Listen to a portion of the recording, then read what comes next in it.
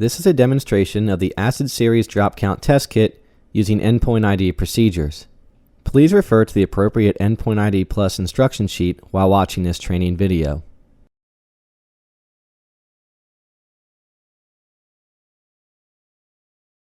The first step according to the EndPoint ID procedure is to gather an accurate sample.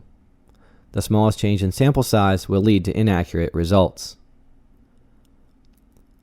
Before gathering your sample, it's important to rinse the vial 3 times with the sample to be tested. This minimizes the chance of contamination from a previous titration. To get an accurate sample size, you want to hold the vial close to eye level. Once you feel you have an accurate sample, place the vial on a level surface and bend down to eye level.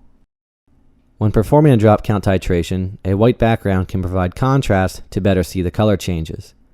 A cabinet tray or a white paper towel can provide that contrast.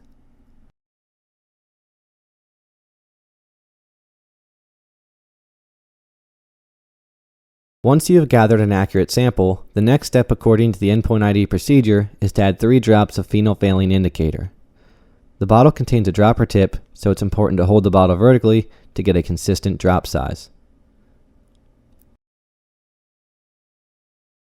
After the addition of each reagent, it's important to swirl the vial to make sure the reagents are properly mixed. In this example, the sample should remain colorless. The next step according to the EndPoint ID procedure is to perform the titration. You have several choices of titrant strength. Reference the EndPoint ID Plus instruction sheet or the test factor card to determine the proper titrant normalcy. It's important to make sure you have the proper titrant and the proper sample size for this titration. Remember to hold the bottle vertically to make sure you get a consistent drop size.